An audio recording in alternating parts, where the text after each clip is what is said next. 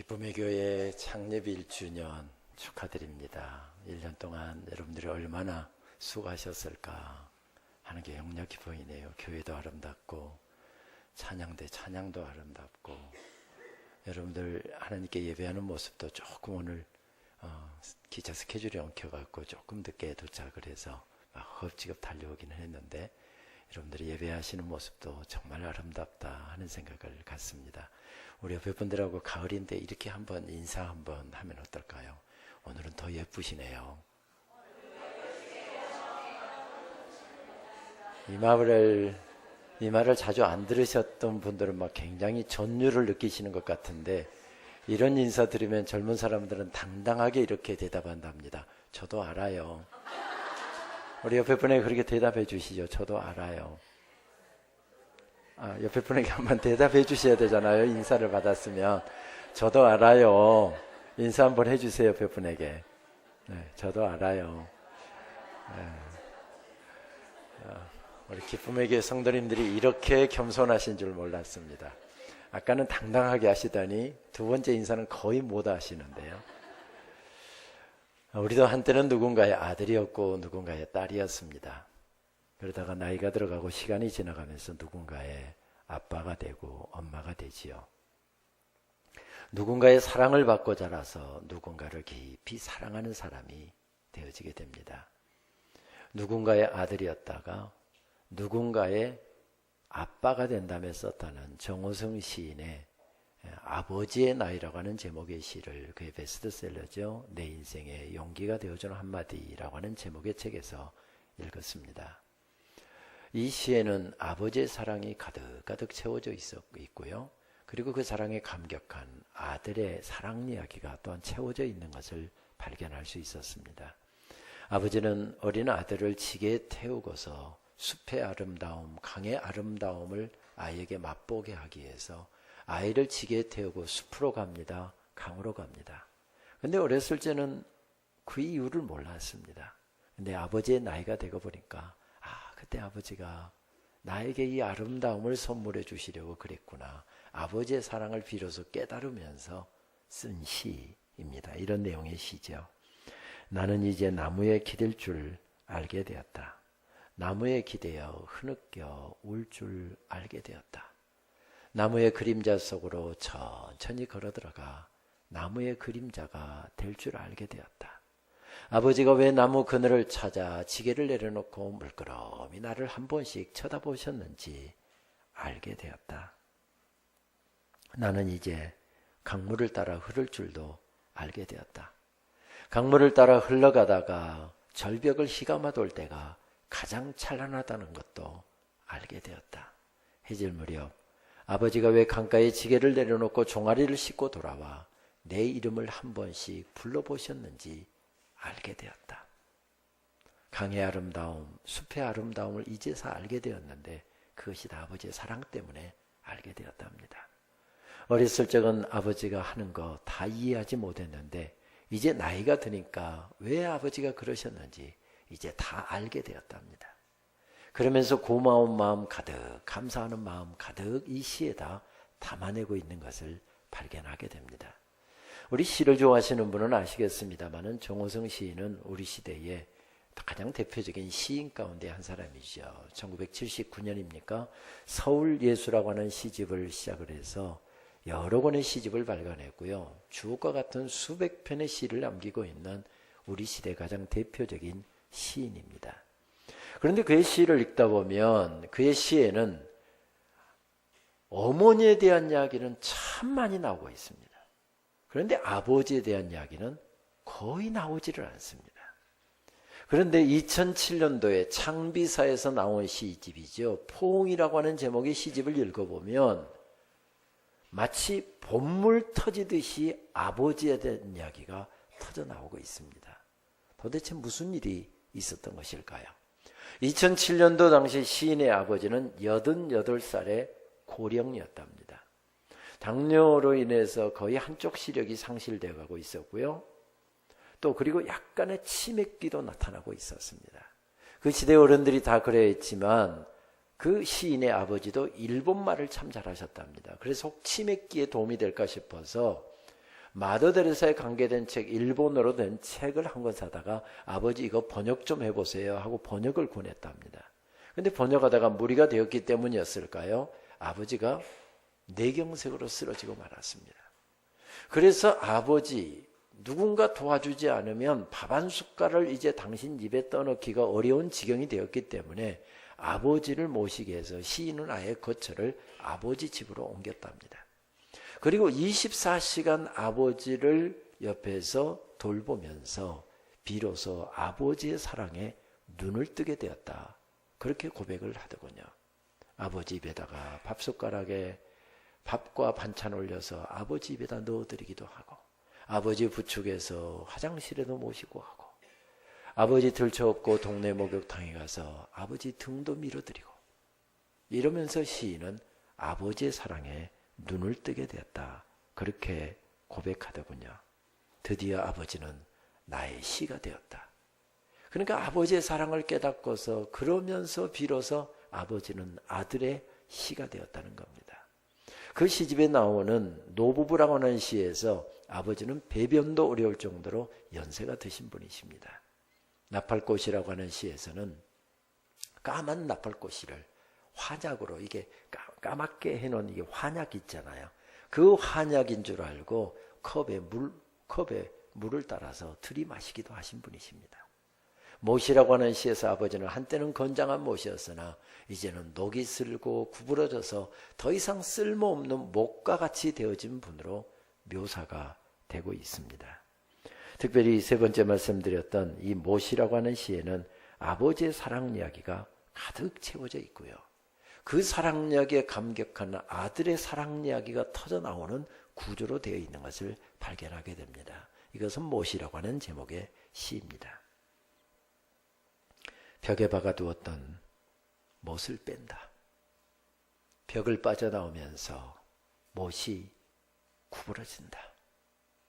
구부러진 못을 그대로 둔다. 구부러진 못을 망치로 억지로 펴서 다시 쾅쾅 벽에 못질하던 때가 있었으나 구부러진 못에 병들고 녹슨 가슴을 애써 헝겊으로 닦아놓는다. 뇌경색으로 쓰러진 늙은 아버지, 공중 목욕탕에 모시고 가서 때밀이용 침상 위에 눕혀놓는다. 구부러진 못이다. 우리 아버지도 청년이 벌거벗은 아버지를 아무리 펴려고 해도 더 이상 펴지지가 않는다. 아버지도 한때 벽에 박혀 녹이 슬도록 모든 무게를 견디어냈으나 벽을 빠져나오면서 그만 구부러진 못이 되었다. 저는 이 시를 읽다 보면 눈물이 나오는 이유가, 저희 부친도 15년 전에 세상을 떠나셨는데 마지막에 암투병 하시면서 먹지도 못하시고 빼빼 말르셔서 구부러진 그 아버지 모습이 떠오릅니다. 구부러진 못이다. 우리 아버지도. 아버지도 한때는 건장한 못이었답니다. 벽에 박힌 든든한 못처럼 한때는 건장한 못으로 처자식 건사하기 위해서, 가정 세우기 위해서, 자녀들을 가르치기 위해서 아침 일찍부터 저녁 늦게까지 뛰고 달려도 피곤한 줄도 모르고 그렇게 달리고 달렸답니다. 그렇게 지칠 일이 있어도 저녁에 늦게 들어오셔서 잠 주무시고 나면 새벽같이 또 일어나서 달리고 달리셨던 한때는 건장한 못이었답니다. 그런데 세월의 무게를 이기지 못하고 결국 벽에 빠져나온 것 모처럼 빠져나왔는데 구부러지고 녹이 슬어서 더 이상 쓸모없는 못과 같이 되었답니다. 여기는 아들을 향한 아버지의 사랑 이야기가 가득 채워져 있잖아요. 그 사랑 이야기뿐만 아니라 그 사랑 이야기를 듣고 감격하는 아들의 사랑 이야기도 여기에 채워져 있는 것을 발견하게 됩니다. 그렇습니다. 한 사랑 이야기는 또 다른 사랑 이야기가 터져 나오게 만들고요. 한 사랑 노래는 또 다른 사랑 노래가 터져 나오는 그런 특징을 가지고 있습니다. 성경에서 어쩌면 이런 사랑 이야기를 가장 아름답게 들려주고 있고 그 사랑 이야기를 통해서 또 다른 사랑 이야기가 기억나게 만드는 이런 말씀을 들으려고 한다면 아가서를 들 수 있을 것 같습니다. 참 에로틱한 노래죠. 어쩌면 이런 에로틱한 노래가 성경에 들어올 수 있었을까 의아해하는 분도 있을 수 있지만은 아가서만큼 하나님의 사랑 이야기를 가장 잘 떠올리게 하는 말씀이 없기 때문에 성경에 들어온 것이지요. 그래서 구약의 이스라엘 백성들은 이스라엘 백성들을 향한 하나님의 사랑 노래로 이해했고요. 그리고 신약의 그리스도인들, 초대교회 그리스도인들은 바로 우리 주님 예수 그리스도께서 그리스도의 신부인 교회와 성도들을 향한 사랑 노래로 아가서를 이해하기도 했습니다. 아가서는 한 편의 사랑 노래만 있는 것이 아니라 여러 편의 사랑 노래는 묶어져 있습니다. 그래서 히브리어에 이 아가서 표제에는 시루하시름이라고 하는 단어를 사용하지요. 이 단어를 우리는 번역해서 아가 이렇게 번역해 쓰지만 더 정확한 표현은 영어 성경인 것 같습니다. 시루하시름이라고 하는 뜻은 노래들 중에 노래들이라고 하는 그런 뜻입니다. 그러니까 이 말씀의 뜻을 보게 되면 한 편의 사랑 노래만이 아니라 여러 편의 사랑 노래가 묶어진 말씀이라는 것을 우리는 이해할 수 있습니다. 사랑이 시작된 거죠. 한 남자가 한 여자를 향하여서 아름다운 사랑 노래를 부릅니다. 누구의 사랑 노래였습니까? 이스라엘의 3대 왕이었던 솔로몬이 술람미 여인을 향한 사랑 노래였습니다. 그런데 이 아름다운 사랑 노래, 이런 사랑을 받았던 그 여인에 대해서 이름도 나타나지 않습니다. 술람미 여인, 이것은 구미댁, 김천댁, 대구댁 이런 뜻이지 이름이 아닙니다. 공부는 얼마나 했고 신앙생활은 어떻게 하고 있고 교회는 어떤 교회를 섬겼고 가정은 어땠고 가문은 어땠고 인품은 어땠고 이런 내용이 거의 나오고 있지 않습니다. 그런데 사랑이 시작된 것입니다. 그렇다고 해서 성경이 여인에 대해서 전혀 정보를 주고 있지 않는 것은 아닙니다. 여기저기 상계에 있는데 그런 내용들, 설명들을 함께 종합해 놓고 보면 어떻게 이런 여인이 왕의 사랑을 받을 수 있었을까? 가장 대표적인 말씀이 아가서 1장 5절 말씀이죠. 그녀의 외모를 표현한 것인데요. 그녀의 외모가 게달의 장막 같았다 이렇게 말씀하고 있습니다. 여러분 게달의 장막 어떻습니까? 벌써 느낌부터가 좀 칙칙하잖아요. 게달의 장막은 어떤 장막이었는가 하면 유목민들이 양의 가죽, 염소의 가죽을 말려서 옷을 만들어 입었는데 옷을 재단하다 보면 이런 조각들이 발생하는 겁니다. 이 조각들을 얼기설기 엮어서 만든 텐트가 바로 게달의 장막이었습니다. 유목민들이 목초지를 찾아서 이곳으로 옮기고 저곳으로 옮기고 텐트를 쳤다 거두고 하다 보니까 때감 없이 묻어 있습니다. 그러니까 왕의 사랑을 받았던 여인이 게달의 장막처럼 검게 그을려 있고 거친 모습을 상징적으로 표현한 말입니다. 그러니까 궁중에서 롱드레스 입고 하이힐 신고 우아하게 와인잔 들고서 궁중을 걸어다니는 여인들과는 사뭇 다른 모습입니다. 어떻게 이런 여인이 왕의 사랑을 받을 수 있었을까? 의아해할 수밖에 없는 그런 여인이 왕의 사랑의 대상이었다는 것입니다. 사랑이 시작되면 누구나의 가슴은 다 봄동산이 되잖아요. 그 사랑 노래를 부르는 여인은 얼마나 행복했을까요? 그 사랑 노래를 부르면서 자기 사랑하는 여인을 향해서 달려갔던 그 남자는 얼마나 행복했을까요? 그러니까 아가서 전체는 굉장히 행복한 분위기고 무드로 본다고 한다면 거의 봄동산과 같은 분위기인 것을 발견하게 됩니다. 사랑에 빠진 왕이 그녀를 향해서 이렇게 사랑 노래를 외치고 있습니다. 2장 1절 말씀. 샤론에 수선하여 골짜기에 백합하라다. 2장 10절 말씀. 나의 사랑 나의 어여쁜 자야 일어나서 함께 가자. 겨울도 지나고 비도 그쳤고 지면에는 꽃이 피고 새가 노래할 때가 이르렀는데 비둘기 소리가 우리 땅에 들리는구나. 여러분 아무리 남의 사랑 이야기라고 그렇게 듣지 마시고요. 옛날에 내가 우리 남편으로부터 결혼 프로포즈 받고 그렇게 사랑받았던 때, 결혼할 때, 신혼여행 갔을 때, 이 신혼 때의 모습을 좀 생각을 하면서 아직 짝이 없는 우리 초등학생 당연히 짝이 없고 중고등학생들, 청년들 같은 경우에 장래 백기사가 나타날 텐데 이것을 좀 생각하면서 말씀을 드려야 됩니다. 그러니까 얼굴에 아무리 남의 사랑 이야기라고 남 이야기처럼 들으면 안 되고요. 이건 사랑 이야기다. 사랑 이야기를 떠올리면서 이 말씀을 드려야 합니다. 오늘 말씀에 들어오게 되면 사랑 이야기가 점점 깊어지고 있죠. 4장 1절 말씀. 내 사랑 너는 어여쁘다. 노을 속에 있는 내 눈이 비둘기 같고 내 머리털은 길르아 산기슭에 누운 염소떼 같구나. 그러면서 오늘 말씀 4장 7절 말씀에 보게 되면 이렇게 말씀이 이어지고 있습니다. 나의 사랑 너는 어여쁘고 아무 흠이 없구나. 흠이 없기는 왜 흠이 없어요? 흠집투성이라고 말씀드렸잖아요. 중동의 따가운 햇살 받으면서 양을 치고 포도를 가꾸다 보니까 피부는 몹시 그을려 있고 거칩니다. 그리고 손도 거칩니다. 외모도 거칩니다. 그런데 그런 여인을 향하여서 아무 흠이 없고 어여쁘고 아무 흠이 없구나 이렇게 이야기합니다. 이걸 어려운 말로 뭐라고 이야기하죠? 콩깍지 끼었다 이렇게 이야기합니다. 완전 콩깍지잖아요. 그런데 아름답습니다. 그러면서 10절 말씀으로 넘어가게 되면 이렇게 그 사랑 노래가 이어집니다.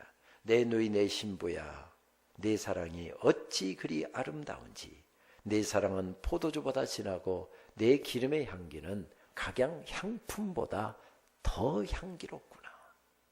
참 아름답습니다. 여러분 이런 사랑 받으면 얼마나 행복할까요? 여러분 말씀드렸잖아요. 이런 사랑 한 번도 못 받은 사람처럼 앉아서 말씀드리면 말씀이 절대 내 속에 파고들지 못한다고. 이런 사랑을 받으면 얼마나 행복할까요? 얼마나 기뻤을까요? 그러니까 이런 사랑 노래를 들은 여인이 벌떡 일어나고 있습니다. 그러니까 다시 말씀드리면 앞에 노래는 결혼식으로 친다고 한다면 신랑이 자기의 사랑하는 신부, 사랑하는 여인을 향해서 부르고 있는 사랑 노래라고 한다면 오늘 읽지는 않았습니다만은 16절 말씀은 이런 사랑 노래를 들은 사람이 벌떡 일어나서 자기의 사랑 노래를 부르고 있는 신부의 사랑 노래입니다. 우리 16절 말씀 화면 보시면서 다 같이 한 목소리로 같이 봉독하시겠습니다. 북풍아 일어나라 남풍아 오라 나의 동산에 불어서 향기를 알리라 나의 사랑하는 자가 그 동산에 들어가서 그 아름다운 열매 먹기를 원하노라. 아가서는 그러니까 아름다운 사랑 노래를 들려주고 나서 그 사랑 노래를 들은 사람이 감격하여 자기의 사랑 노래를 부르는 구조로 되어 있습니다. 그러면서 이런 구조의 말씀을 우리들에게 들려주시면서 아가서는 우리들에게 이렇게 말을 걸어오고 있습니다. 너도 이런 사랑 받았잖아. 여러분 말씀드렸는데 계속 사랑 못 받은 사람 표정으로 억울한 표정으로 앉아 계시는데요. 하나님께서는 이 말씀을 우리에게 들려주시면서 이렇게 말을 걸어옵니다. 너도 이런 사랑 받았잖아. 딱 두 사람만 이런 사랑 받으신 것 같습니다. 그러면서 또 이렇게 말을 걸어옵니다. 그런데 그런 사랑받고 너의 사랑 노래는 어떤데? 이렇게 말을 걸어옵니다. 그러니까 무슨 말씀입니까? 이런 사랑을 받았으면 이런 사랑받고 신앙생활하고 이런 사랑받고 인생길을 걸어가고 있다고 한다면 아름다운 사랑 노래가 우리들 속에 터져나와야 된다. 이런 구조로 아가서가 말씀을 우리들에게 들려주고 있습니다. 신학을 연구하는 데 있어서도 이 이야기는 굉장히 중요한 메터리얼, 그 자료로 사용됩니다. 우리 서목사님 대학원에서도 깊이 공부하신 예배학과 설교학도 이야기를 굉장히 중요하게 생각합니다. 특별히 설교학에서는 이 이야기가 현대 설교신학의 가장 중심 테마일 정도로 중요하게 이야기를 합니다. 저도 그 중에 그런 학자 가운데 한 사람인데요. 이야기를 중심으로 해서 신학을 연구하는 학자들은 라틴어죠. 이야기에는 미메시스 기능이 있다 이렇게 이야기합니다. 모사 기능이라는 뜻이죠. 본뜨는 기능.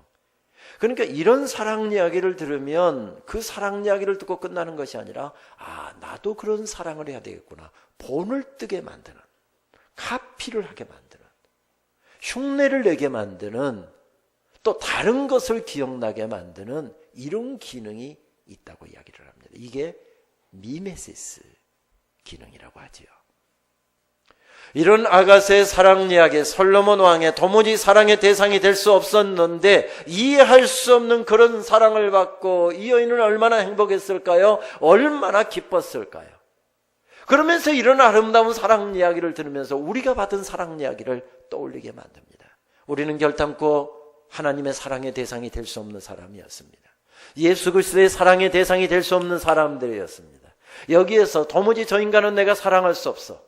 도무지 아무리 참고 참아도 저 인간은 내가 사랑할 수가 없어 하는 사람 딱 5사람만 추려서 아예 이 자리에서 내쫓아버리시려고 하나님께서 5사람의 이름을 부른다고 한다면 제일 먼저 호명되고 제일 앞에 설 사람이 바로 저일 것입니다.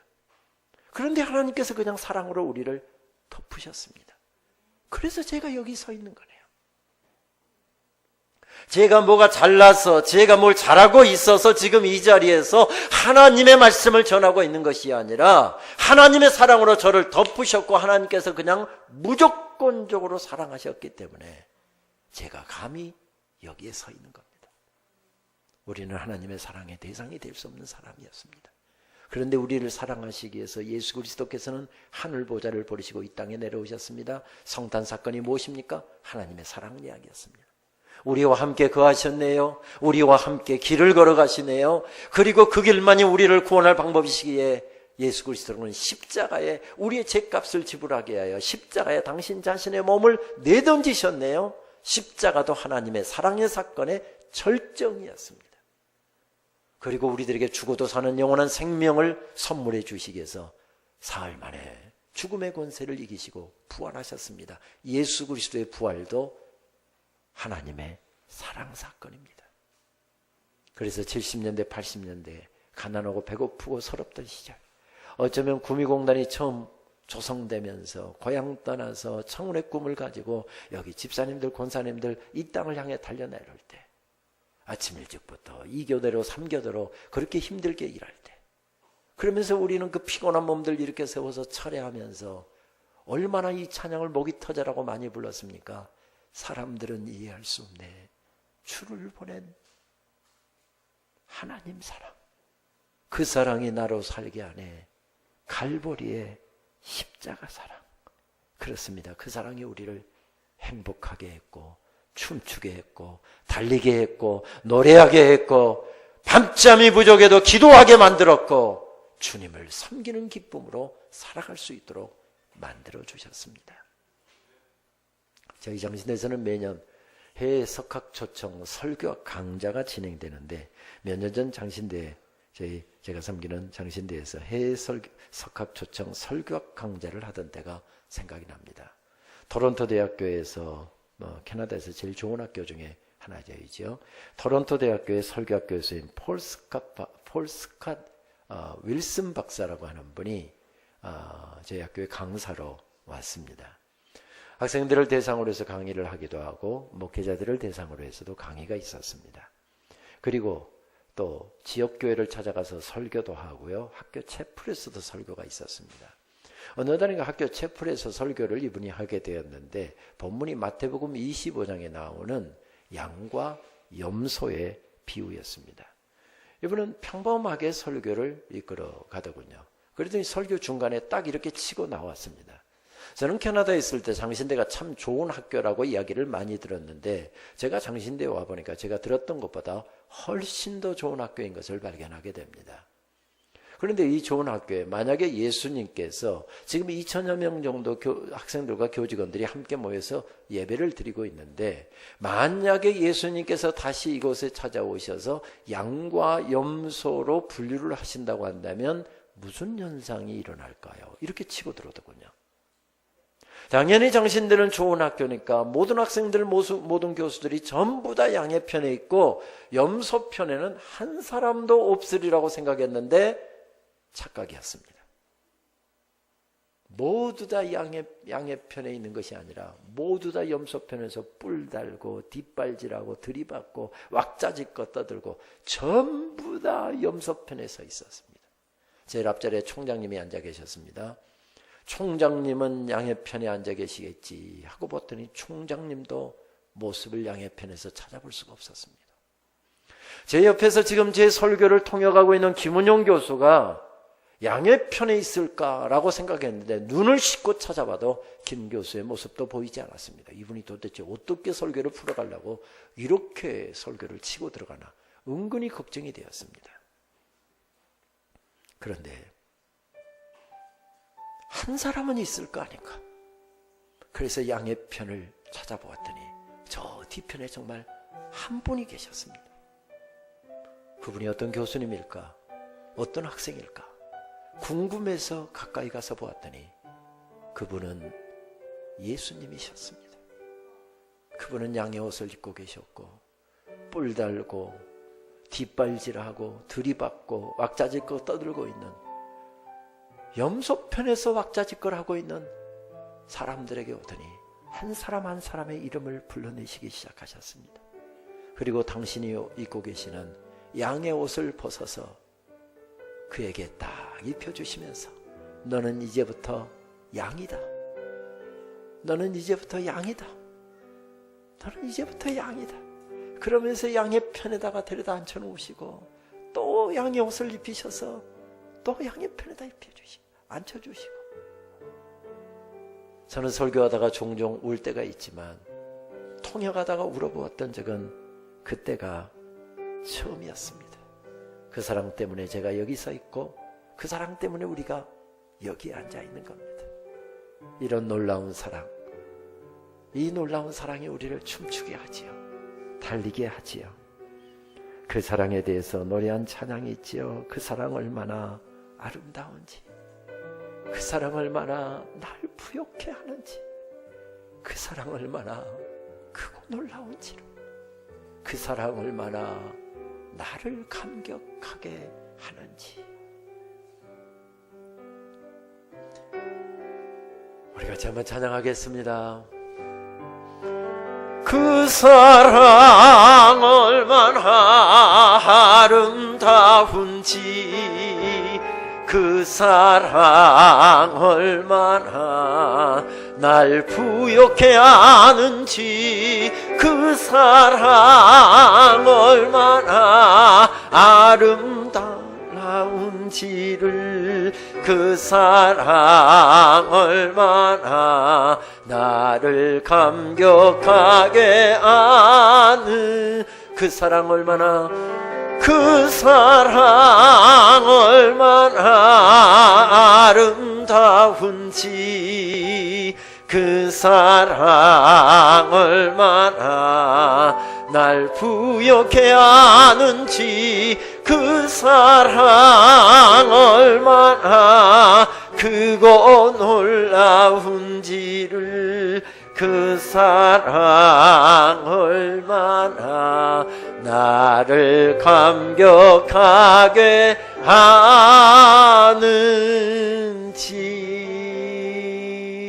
하는지. 할렐루야. 한 번만이었습니까? 아니었습니다. 한 번 그 사랑 보여주시고 끝이었습니까? 아니었습니다. 꽁꽁 얼어붙어버린 인생길, 앞길도 막히고 옆길도 막히고 뒷길도 막혀 있는 것과 같은 그런 시간들을 보낼 때, 그래서 몸도 굳어버리고 마음도 굳어버리고 믿음도 굳어버리고 기도도 굳어버리고 예배도 굳어버리고 그냥 주저앉아버리고 싶은 그런 자리, 다 내팽개쳐버리고 도망가버리고 싶은 그런 자리, 다 포기해버리고 싶은 그런 자리, 그런 자리에 찾아오셔서 우리를 가만히 끌어안아 주시고 사랑의 불가로 우리를 인도해 주신 주님, 그리고 우리들의 꽁꽁 얼어붙은 인생길을 눈 녹듯이 녹이시고 얼음장 녹이시듯이 녹이셔서 봄동산이 되게 해주셨던 그 주님의 은혜를 힘입고 우리가 이날까지 살아오지 않았습니까? 그 사랑에 감격한 한 시인이 그 사랑에 대한 감격의 시를 이렇게 남기고 있더군요. 섬리강 유역에서 아이들을 가르치면서 시를 썼던 김용택 시인이 어느 봄날이라고 하는 시에서 이렇게 노래합니다. 어느 봄날 당신의 사랑으로 응달지던 내 딜 안에 햇빛이 들이치는 기쁨을 나는 보았습니다. 어둠 속에서 사랑의 불가로 나를 가만히 불러내신 당신은 어둠을 건너온 자만이 만들 수 있는 밝고 환한 빛으로 내 앞에 서서 들꽃처럼 깨끗하게 웃었지요. 아, 생각만 해도 참 좋은 당신. 그런데 남자분들 그대로 가만히 있어도 괜찮겠습니까? 이런 좋은 시 나오면 빨리 메모를 해놓든지 아니면 메모장이 없으면 핸드폰이라도 꺼내갖고 사진이라도 찍어 놓듯이 지금 방송실에서 안 돌리고 있는 이거 여러분 빨리 메모하라는 뜻입니다. 다 못 적으면 마지막 구절이라도 적어 놓으셔야 되잖아요. 그리고 이런 구절은 어느 때? 와이프 생일 때 혹은 와이프 결혼 기념일 때 생각만 해도 참 좋은 당신 이런 글귀 쓰고 꼭 잊어버리지 말 것은 현찰이나 아니면 백화점 상품권. 그러면 밥 얻어 먹고 사는데 지장이 없을 텐데. 여러분 체면 생각하지 말고 빨리 적으세요. 생각만 해도 참 좋은 당신. 그것이 우리를 춤추게 만들잖아요. 그것이 우리를 감격하게 만듭니다. 그것이 우리를 일어서게 만듭니다. 그것이 우리를 찬양하게 만들고요. 아무리 일이 많아도 아무리 답답한 일이 있어도 우리를 일으켜 세워서 예배의 자리로 나가게 하는 것이 바로 이 사랑이죠. 이 사랑이 우리를 세워줍니다. 부활의 아침 주님께서는 베드로를 찾아오셨습니다. 베드로를 만나셔서 예수님께서는 이렇게 말씀하십니다. 나쁜 놈 같으니라고. 내가 너를 얼마나 사랑했는데 내가 너를 얼마나 믿었는데 어떻게 내가 나를 배신할 수 있어? 어떻게 내가 나의 뒤통수를 칠 수 있어? 나는 너 같은 놈이 제일 싫더라. 앞에서는 하는 것 하는 척하고 사람 얼굴을 안 보이면 뒤에서 뒷담화 까고 배신하고 뒤통수 치고 바로 너 같은 놈. 나는 너 같은 놈 만난 것을 천추의 한으로 여긴다. 나쁜 놈 같으니라고. 내가 너를 얼마나 믿었는데 내가 너를 얼마나 사랑했는데 어떻게 내가 나를 배신할 수 있어? 이제는 우리 서로 아른 체 하지 말자. 혹시 우리 마주치더라도 내가 먼저 고개 돌릴 테니까 너도 절대 나 아른 체 하지 마라. 나쁜 놈 같으니라고. 충분히 예수님 그렇게 말씀하실 수 있는 자리였습니다. 그런데 예수님 그렇게 말씀하셨습니까? 말씀하지 않으셨습니다. 다시 시작하자고 이런 제자들 갈릴리로 다시 불러 모으셨습니다. 갈릴리에서 만나자. 그렇게 예수님의 말씀을 듣고 갈릴리로 갔는데 예수님이 나타나지를 않습니다. 그래, 죽은 사람이 어떻게 살아날 수 있어? 우리가 헛것 본 것이지. 부활도 의심이 되기 시작하고요. 예수님 살아계시면 예수님 벌써 사흘이 지나고 나흘이 지나고 닷새가 지나가고 있는데 왜 예수님이 안 나타나셔? 예수님 부활하셨다는 건 그거 거짓이야. 우리가 헛것 본 거야. 안 믿자니. 그렇고 믿자니 예수님이 안 나타나고 머리가 터지는 것 같아서 베드로가 그러죠. 아이씨 나는 고기나 잡으러 가겠다. 답답하기는 다 마찬가지여서 제자들 다 따라 나섰습니다. 그날 저녁에 고기 많이 잡았습니까? 한 마리도 안 잡힙니다. 왜 이렇게 하는 일마다 안 될까? 실망과 좌절하고 있는데 또 아침에 고기 사러 온 사람인가 봐요. 고기 좀 잡았습니까? 한 마리도 못 잡았습니다. 힘없이 대답하는데 그 물가에선 웬 낯선 사람이 그러면 오른편에 그물 한번 내려보십시오. 했더니 거절할 수 없는 오른편에 1편 할 것 없이 수십 번 금을 던졌다 끌어올렸는데 거절할 수 없는 그 명령에 이끌려서 오른편에다 그물을 던졌더니 고기가 엄청나게 잡혔답니다. 그건 빨리 끌어올려서 아침 시장에다 빨리 내다 팔아서 돈 벌어야 되잖아요. 근데 베드로는 고기 끌어올린 것은 안중에도 없고 사역 초기에 똑같은 일이 있었습니다. 저분은 예수님이다. 생각이 들어서 바로 물속으로 뛰어들지 않습니까? 중동의 아침이 얼마나 춥습니까? 온몸이 흠뻑 젖은 베드로가 물에 빠진 생쥐처럼 오도도로 떨고 있습니다. 꼴 좋다. 이놈아 나 기다리라고 그랬지 언제 물고기 기다리라고 그랬느냐. 나쁜 놈. 하는 짓마다 너는 왜 그렇게 미운 짓만 골라서 하냐. 이렇게 말씀하실 수 있는 상황이었습니다. 그런데 예수님 그렇게 말씀하셨습니까? 그러지 않으셨습니다.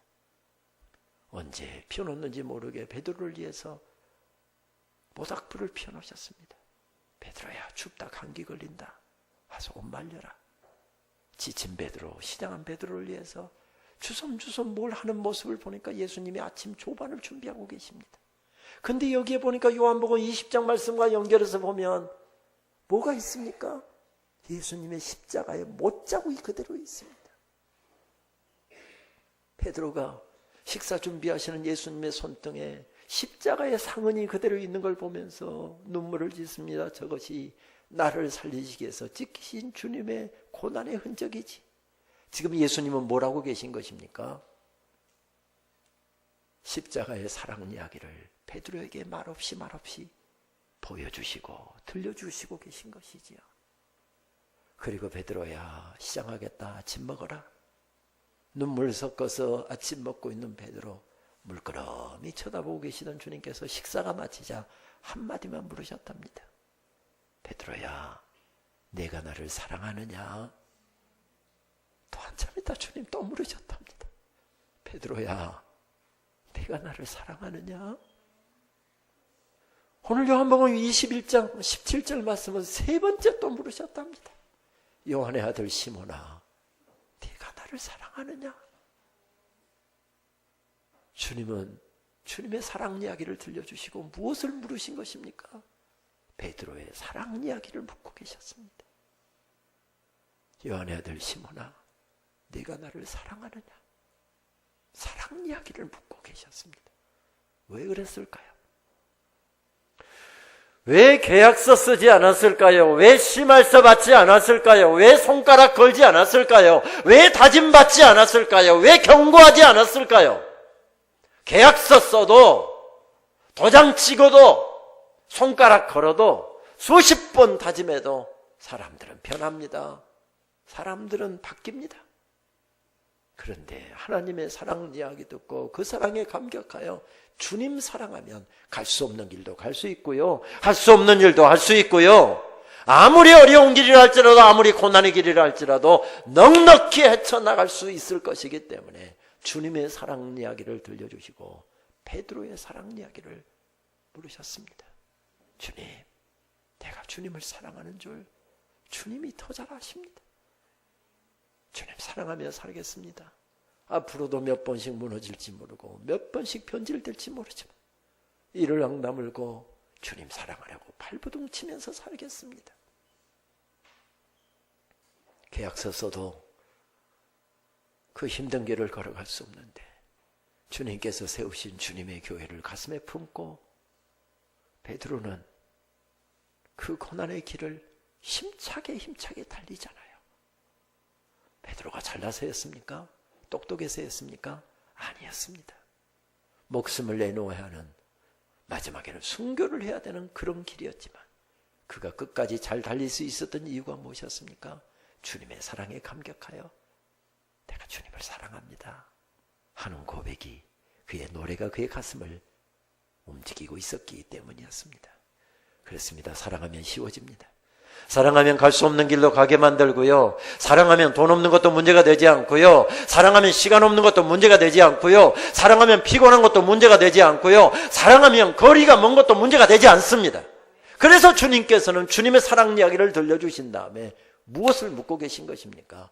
베드로의 사랑을 묻고 계셨습니다. 말씀을 준비하는데 아주 오래전 기억 하나가 떠올려졌습니다. 저는 대학을 마치고 신대원 2학년 1학기를 마친 다음에 1981년도 6월 달에 강주 보병학교에 7개월 동안의 장교 훈련을 받기 위해서 입대를 했습니다. 그리고 1982년도 1월 달에 7개월 동안의 장교 훈련을 받고서 소위로 인간을 한 다음에 전방에 훈련이 많기로 유명한 부대의 소총부대 소총소대장으로 부임을 했습니다. 그의 겨울은 정말 추웠습니다. 보통 영하 15도가 보통이었고요. 더구나 부대가 분지 지역이기 때문에 바람은 또 얼마나 많이 불고 뭐 얼마나 추운지, 제가 추운 부대로 배치를 받았다는 것을 알고서 그때 교제하고 있었던 여자친구가 마스크를 아주 크고 두툼하게 온 얼굴을 가릴 정도로, 그 안에다는 꺼즈까지 아주 몇 겹으로 돼서 그런 마스크 하나를 떠보내 주었습니다. 보통 후반 같으면은 부대 정비도 하고 교육도 하는데 저희 부대 같은 경우는 전방에 최전방 사단은 아니었고 예비 사단이었습니다.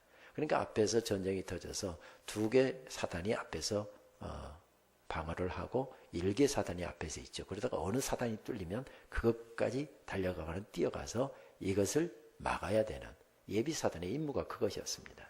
그러니까 후반 같으면 교육하는데, 야, 춥다고 전쟁 안 일어나냐? 이게 부대장의 방침이었기 때문에 겨울에도 똑같이 야외 훈련, 똑같이 훈련이 계속되고 있었습니다. 12월 13일께 정도의 100km 행군이 있었지요. 우리 남성분들은 혹시 군대에서 100km 행군해 보신 분들은 잘 아시겠지만 굉장히 힘든 훈련입니다. 50분 걷고 10분 쉬고 50분 걷고 10분 쉬고 이렇게 자지도 않고 계속해서 걸어서 거의 32시간에서 33시간을 걸어야 주파할 수 있는 거리가 바로 100km 행군입니다. 날씨는 춥죠. 하루 종일 걸어야 되는 겁니다. 그리고 몸은 얼마나 피곤합니까? 병사들이 정말 몸이 피곤하니까 행군하면서 졸면서 잘 걷습니다. 저도 평평한기 갈 때는 머리는 자고 있고 다리는 걷고 있고 그러면서 계속 걸어가다가 돌멩이라도 잘못 이렇게 해갖고 또 깜짝 놀려갖고 깨서 또 걷다가 또 졸면서 걷고 잘 걸었습니다. 날씨가 추웠지만은 여자친구가 보내준 마스크를 딱 하고서 하니까 별로 추운 줄을 모르고 그렇게 행군을 할 수 있었습니다. 문제는 밤 3시경에 경기도 가평 쪽에서 화학산을 1400고지, 1500고지가 다 되는 게 높은 산이죠.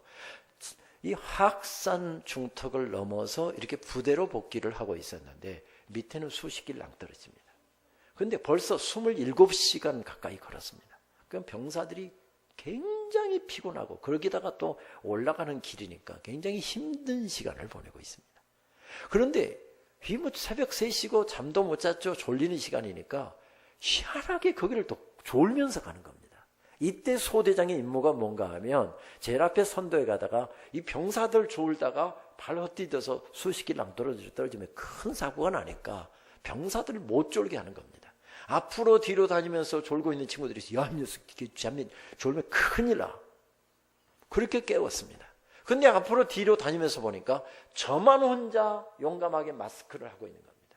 병사들은 군용 마스크를 얇으니까 이게 벌써 25시간 하고 하면 입김이 서려서 이게 안 하는 게 더 나은 겁니다. 그게 다 벗어 던졌는데 저만 혼자 마스크를 하고 있습니다. 명색이 소대장인데 싶은 생각이 들어서 그 마스크 벗어서 갓전 입은 이등병이죠. 야, 너 이거 해라. 그리고 부대에 복귀해서 제가 여자친구에게 편지를 보냈는데 그때가 12월 14일께로 기억합니다. 그때 전방에서 편지를 보내면 빨리 가면 4일이고 늦게 가면 보통 5일이 걸렸습니다. 그리고 전화 한 통 하려고 하면 이거 교환한테 전화 신청해 놓고 1시간에서 연결이 안 될 때는 2시간을 기다려야 전화를 하던 때였습니다. 근데 여자친구에게 이렇게 편지를 보냈죠. 두툼한 마스크 또 보내줘서 이번에 100km 행군하면서 얼마나 도움이 됐는지 모른다. 우리 소대원 33명, 선임하사 34명, 중대장까지 35개. 우리가 12월 24일 날 소대 성탄 회식이 있는데 그때까지 마스크 35개만 떠서 좀 보내줄 수 있느냐. 남자들이 좀 속이 없잖아요. 마스크 뚝딱 하면 하나 나온 줄 알았습니다. 여자친구는 그때 대학을 졸업하고 직장 생활을 하고 있었습니다. 그러니까 그 편지를 아무리 빨리 받았어도 18일이나 19일께 받았을 텐데 또 보내오는 시간이 있잖아요. 그러니까 마스크 뜰 시간은 불과 이틀이나 사흘밖에 없는 겁니다. 그런데도 불구하고 제 여자친구는 정확하게 마스크를 35개를 떠서 12월 24일 날 속달소포로 보내왔습니다. 소대 회식을 하면서 제가 소대원들 이름 하나씩 부르면서 야, 이거 성탄절 선물이다 하고 하나씩 나눠줬습니다. 제가 이야기도 안 했는데 회식 끝나고 난 다음에 온 중대를 뛰어다니면서 이거 우리 소대장님 애인이 떠준 거다, 애인이 떠준 거다 하고 자랑하고 다니는 것을 보았습니다. 제가 나중에 휴가를 나와서 여자친구 어머니를 만났죠. 저것이 대학 졸업하고 직장 생활하면서 돈 좀 번다고 집에 오면 피곤하다고 손도 깠다가 나려고 했답니다.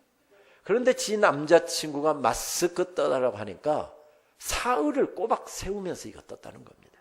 그러면서 사랑이 뭐길래 저 깍쟁이가 사흘 밤잠을 안 자고 그렇게 하게 했는가. 그래서 그게 고마워서 지금 데리고 살고 있습니다. 사랑하면 쉬워집니다. 사랑하면 할 수 없는 일도 하게 되고요. 사랑하면 갈 수 없는 일도 갈 수 있고요. 사랑하면 거리가 먼 것도 문제가 되지 않습니다. 시간 없는 것도 문제가 되지 않습니다. 그래서 주님께서는 주님의 사랑 이야기를 들려주시고 우리의 사랑 이야기를 묻고 계신 것입니다. 베드로야, 내가 나를 사랑하느냐? 물으셨던 것처럼 원영아, 내가 나를 사랑하느냐? 묻고 계신 것이지요. 그렇습니다. 우리는 지금 사랑 이야기를 쓰고 있습니다. 사랑 이야기를 써내려가고 있습니다. 그렇습니다. 박용재 시인이 옳습니다. 사람은 사랑하는 만큼 산답니다. 사랑하는 만큼 그만큼이 인생이랍니다. 사랑하는 만큼 그만큼이 신앙생활이랍니다. 사람은 사랑하는 만큼 산다. 저 향기로운 꽃들을 사랑하는 만큼 산다. 저 아름다운 목소리의 새들을 사랑하는 만큼 산다. 그만큼이 인생이랍니다. 그만큼이 인생이랍니다. 그렇습니다. 우리는 지금 사랑 이야기를 써내려가고 있습니다. 신앙생활이 무엇입니까? 사랑 이야기 쓰는 것입니다.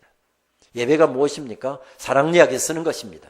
어떤 사람은 안 쓰는 사람도 있고요. 어떤 사람은 대충대충 쓰는 사람도 있고요. 어떤 사람은 몸이 피곤해서 개발세발 딴 생각하면서 개발세발 쓰다가 그냥 대충 쓰고 가는 사람도 있고요. 어떤 사람은 한자 눈물 섞어서 감격에 눈물 섞어서 정성스럽게 사랑 이야기를 써내려가고 있는 사람도 있습니다. 우린 지금 사랑 이야기를 쓰고 있습니다. 우리 서목사님 잠깐 연구실로 찾아오셔서 이 집회 부탁하실 때 이야기 들으니까 여러분들이 지난 1년 동안 얼마나 아름답게 사랑 이야기를 써오셨는지 목사님이 여러분들의 사랑 이야기를 들려주셔서 참 고마운 성도님들이다 하는 생각을 가졌습니다. 여러분, 우리는 1년 동안 이 아름다운 성전을 마련하고 또 이렇게 아름다운 공동체를 이루기 위해서 얼마나 수고들 하셨습니까? 주님께서 여러분 한 분 한 분 칭찬해 주시기를 바라고, 그런데 우리는 과거를 먹고 사는 사람들이 아닙니다. 작년에 지금까지 우리는 아름답게 사랑 이야기를 썼으니까 이제는 대충 써도 되는 사람들이 아니고 아무렇게나 써도 되는 사람들이 아닙니다. 우리는 과거를 들먹거리면서 과거를 회자하면서 사는 사람들이 아니라 오늘 현재를 사는 사람들이죠. 내 생명 다하는 그날까지, 주님 오시는 그날까지 아름다운 사랑 이야기, 주님이 미소 지으실 그 아름다운 사랑 이야기를 계속해서 써내려 가실 수 있게 되기를 바랍니다. 우리 믿음의 선배들이 승리했던 이유가 무엇이었을까요? 그들이 많이 배워서였을까요? 가진 것이 많아서였을까요? 인품이 고매해서였을까요? 대단한 어떤 믿음의 가문에 자랐기 때문이었을까요? 대단한 목회자와 아름다운 교회에서 신앙생활을 하고 있었기 때문이었을까요? 그럴 수도 있었겠지만은 그들이 대부분 승리했던 이유는 한 가지였습니다. 오늘 예배가 마지막 예배다. 오늘 드리는 찬양이 마지막 찬양이다. 오늘 이 설교가 마지막 설교다. 제가 만약에 이 예배 마치고서 주님께서 바로 그냥 식사하는데 저를 불러가시면 오후 예배 설교는 제가 못하고 서목사님께서 핀치타를 하시게 될 겁니다. 이 설교가 마지막 설교일 수 있습니다. 언젠가는 딱 한 번 그 순간은 옵니다. 근데 그때가 언제인지를 우리는 모르고 산다는 겁니다. 나이가 젊기 때문에 많다고요? 아닙니다. 나이가 많기 때문에 그렇다고요? 아닙니다. 오늘이라도 주님께서 부르시면 나이와 상관없이 드리던 예배도, 부르던 찬양도, 드리던 모든 사랑도 거기서 마침표를 찍어야 합니다. 그것을 알았기 때문에 오늘 예배가 마지막 예배인 것처럼 초대교회는 실제로 그랬습니다. 이렇게 예배하러 모일 때 생명을 걸고 모였습니다. 만약에 예배하다가 로마 군인들이 들이닥치면 붙잡혀가서 순교를 당하는 겁니다. 실제로 우리 아버지가 그렇게 죽었습니다. 우리 어머니가 그렇게 죽었습니다. 나도 예배 나가면 나도 그렇게 죽을 수 있는데 생명을 걸고 예배하러 나오는 겁니다. 그리고 오늘 예배가 만약에 예배 끝에 로마 군인들이 들이닥친다고 한다면 오늘 예배가 마지막인 것입니다. 그래서 최고의 정성을 들여서 찬양하고 기도하고 예배했습니다. 우리가 승리할 수 있는 비결이 무엇일까요? 한 가지입니다. 한번 따라서 해주시겠습니까? 오늘 예배가 마지막 예배다. 그 마음으로 예배하시면 다음 주도 하나님께서 덤으로 허락해 주실 것입니다. 다음 주도 그런 마음으로 정성을 다해서 예배하고 정성을 다해서 주님 섬기면 또 덤으로 그 다음 주도 허락해 주실 것입니다. 오늘이 마지막 예배입니다. 오늘이 마지막 섬기는 것입니다. 사랑하는 성도님들 손잡아주는 것도 오늘이 마지막이고요. 교회당 청소하는 것도 오늘이 마지막이고요. 하나님 섬기는 것도 오늘이 마지막입니다. 그 마음으로 감당하면 우리들도 승리하게 될 것입니다. 그렇습니다. 우리의 사랑 노래는 이어져야 합니다. 2년 전인가 진해 한교회 집회를 인도하다가 집회가 없는 오후 시간에 저는 담임 목사님께 부탁을 해서 마산에 있는 호주 선교 기념관을 일부러 찾은 적이 있습니다. 제가 좋아하는 조셉 헨리 데이비스 선교사님의 이야기를 책에도 썼고 잘 알고 있는 내용이지만 그의 사랑 이야기를 한번 다시 한번 떠올리기 위해서였습니다. 이 땅에 와서 짧은 기간 동안 부르다 멎어버렸던 그의 사랑 이야기, 사랑 노래를 들으면서 눈물이 났습니다. 1889년 그의 고향은 호주의 멜본이었지요. 멜본에서 비행기를 타고 가도 자동차를 타면 12시간 거리니까 꽤 먼 거리인데 마차로 걸리면 거의 하루 종일 어쩌면 이틀이 걸렸을지도 모르겠습니다. 멜본에서 마차를 타고 시드니에 와서 1889년 8월 29일 날 그는 전기선을 타고 한국을 향해서 선교사로 출발을 했습니다. 그리고 40여일간의 길고도 지루한 항해를 마치고 1889년 10월 2일 날 그는 부산항에 입항을 했습니다. 먼저 온 미국 선교사, 캐나다 선교사들의 도움으로 서울로 와서 어학훈련을, 한국말을 배우면서 적응훈련을 했습니다. 6개월 정도 하고 나니까 이제 어느 정도 읽고 쓸 수가 있게 되었습니다. 저기 같이 앉아서 찍은 사진은 부인이 아니라 저분은 자기 누나였습니다. 메리 데이비 선교사이죠.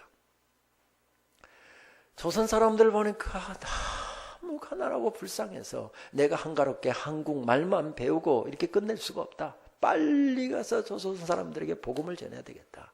그래서 그의 선교지로 배정된, 옛날에는 선교지가 다 할당되었죠. 선교지로 배정된 부산을 향해서 출발을 했습니다. 그때 대중교통에 뭐가 있었습니까? 그래서 어학선생 한 명을 동반하고 그리고 자기를 도와줄 수 있는 조사, 지금으로 하면 전도사님에 해당되는 사람이죠. 그 두 사람을 동반하고 가천고개를 넘고 수원에서 공주, 그리고 대전, 대구, 구미도 당연히 밟았겠죠. 구미 땅, 대구 땅 이렇게 밟으면서 470km가 넘는 먼 거리를 걷고 걸어서 부산에 이르게 됐습니다. 20일이 넘게 걸렸죠. 문제는 우리 한국 음식이 얼마나 짭고 맵고 자극적입니까? 그래서 호주에서 이 짭고 맵고 자극적인 음식을 먹으면 배탈이 나기 때문에 이제 호주에서 가져온 미국 선교사들의 얻은 이런 양식을 몇 개를 등에다 짊어지고 그리고 걸었는데 그거 며칠 먹으니까 다 떨어져 버린 겁니다. 한국 음식 먹으면 배탈이 납니다. 그래서 제대로 먹지도 못하고 그렇게 하면서 걷고 또 걷고 걷고 또 걷고 그렇게 해서 부산을 향해서 가고 있었습니다. 대구 이쪽 구미 김천 이쪽을 가다가 이제 먹지도 못했죠. 무리한 도보여행 때문에 건강이 최악이었습니다. 그러다가 대구 지역에 창궐하고 있는 천연두에 감염이 됐습니다.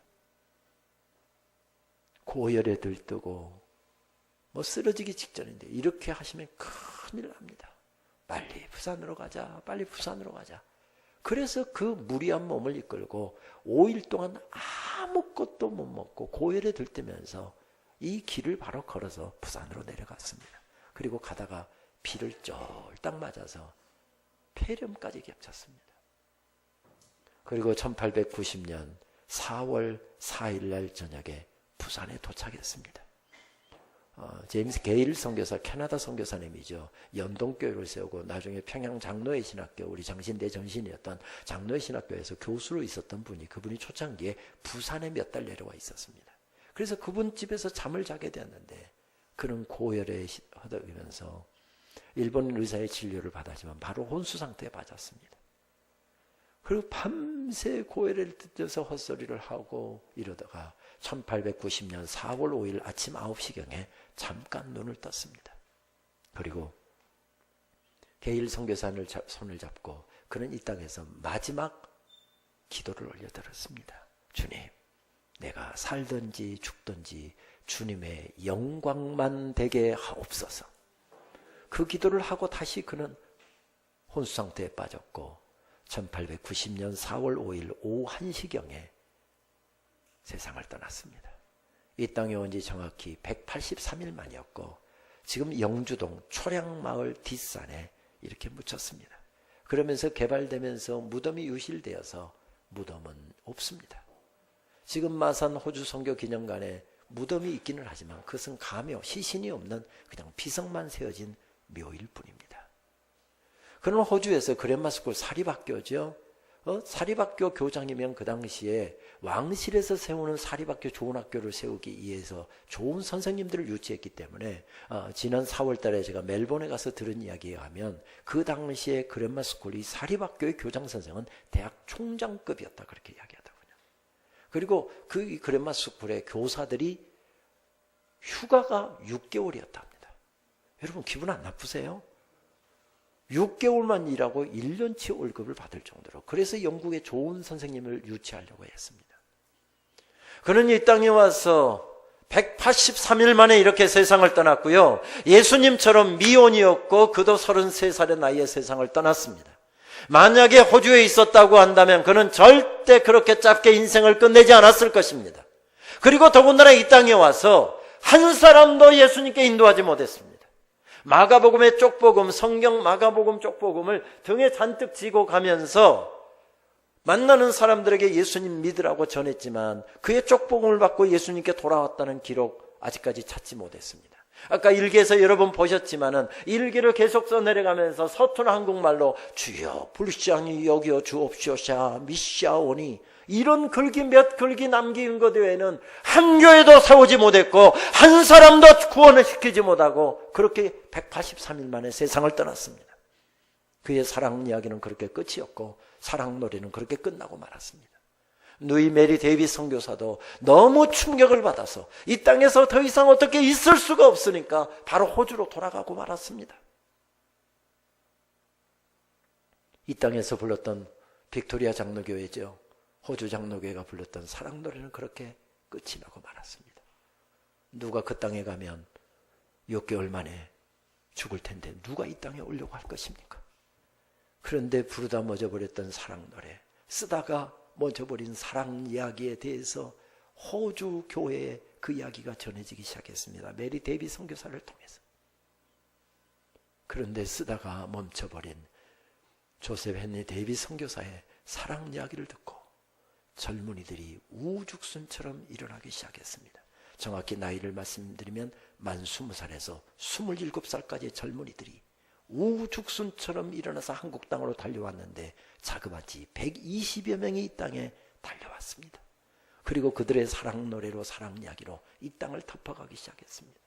그들의 사랑 노래로 부산 땅을 덮었고요, 김해 땅을 덮었고요, 양산 땅을 덮었고요, 진해 땅을 덮었고요, 창원 땅을 덮었고요, 거제 땅을 덮었고 거창 땅을 덮었고 진주와 통영과 의령과 밀양과 함양 땅을 덮어버렸습니다.